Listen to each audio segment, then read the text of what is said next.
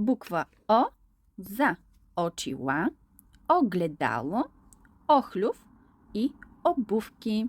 Хайде да направим буква О от пластелин. Ето го моя пластелин.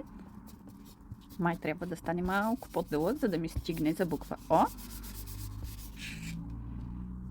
И трябва да направя едно кръгче.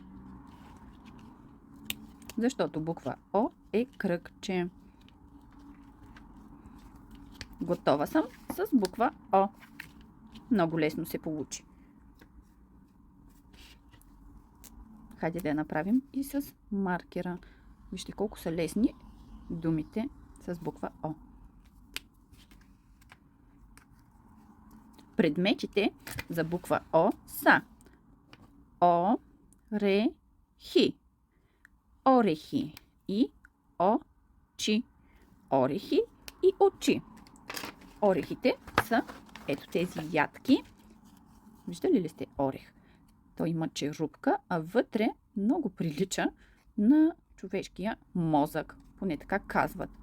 И също казват, че орехите са много полезни, за да ставаме по-умни, когато ги ядем.